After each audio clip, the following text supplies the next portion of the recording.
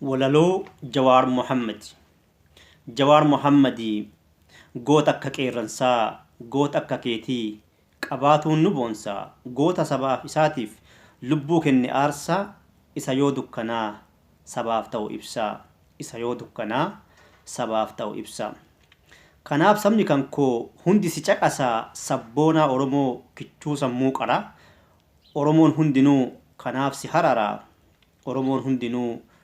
si hararaa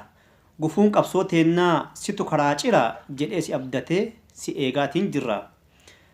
firii Jawaar Muhammad firii Baqqalaa Garbaa firii Abdii Raggaasaa firii all political prisoners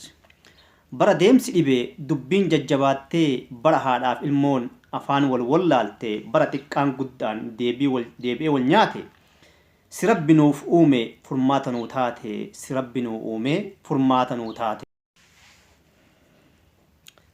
kanaaf sabni kan koo hundi si simate addunyaa tanarraa biyyuma kamittu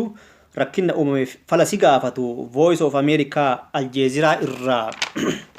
leencuma baroodu baay'ee si argachuun kan koo diina garaa gubee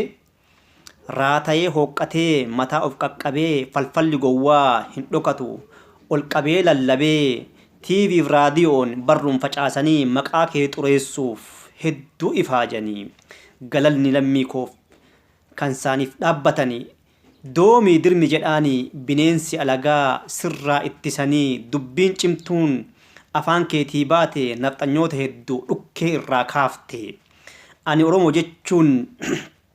garaa nu qabbaneessite bineensota durii warra sammuun dhoqqee jechuma kanaafuu sammuun jaraa tuqee warra dhiiga keenya qaama ofii dhiqee warra lafa teenna ciratee gurguru kan maaster pilaanii ciree walii firu warra yuunivarsiitiitti waraana affeeru warra ilmaan namaa hidhatti wal guuru warra lubbuu namaa akka baalaa ciru Jawaar ilma sabaa goota gaafa xiiqii rabbi si haa baasu leenca fakkii namaa wanti ati jettu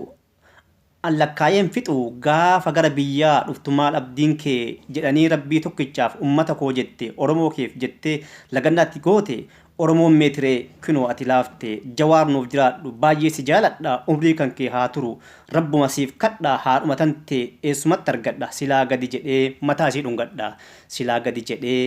isii dhungadha galatooma